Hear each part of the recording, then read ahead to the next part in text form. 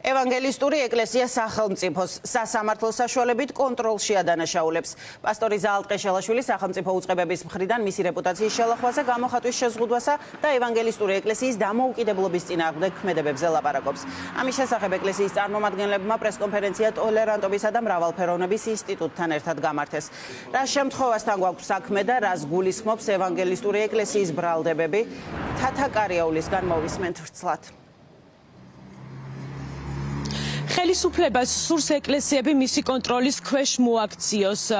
ასე აფასებს უსინაისის სასამართლოს გადაწყვეტილებას ევანგელისტური ეკლესია.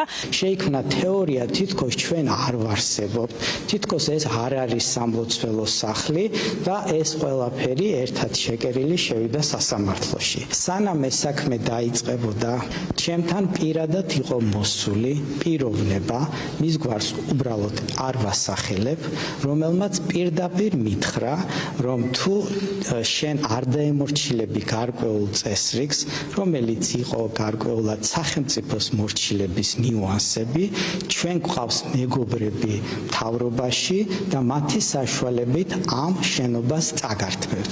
რაც შეეხება თავად გადაწყვეტილებას, გადაწყვეტილება გარდა იმისა, რომ ეყრდნობა საეჭვო წარმომავლობის და ჩვენი აზრით ყალბ დოკუმენტაციას, არის ნათელი მაგალითი იმისა, როგორ შეიძლება სამოქალაქო სამართლებრივი ბერკეტები იქნეს გამოყენებული რელიგიური გაერთიანების წინააღმდეგ, როცა არსებობს სახელმწიფო ინტერესები. სახელმწიფო ინტერესების არსებობისკენ მიუთითებს ის, რომ ეკლესიასთან იყო გარკვეული ტიპის კომუნიკაცია, როცა თავაზობდნენ თანამშრომლობას ზოგიერთ ადმინისტრაციულ ორგანოსთან და ამას მიუთითებს ის ცვლილებები, რომელიც სასამართლო გადაწყვეტილებაში გახორციელდა.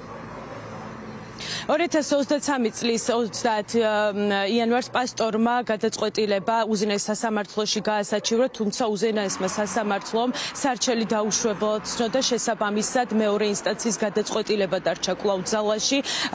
ევანგელისტური ეკლესია დავის გაგრძელებას საერთაშორისო დონეზე გეგმავს.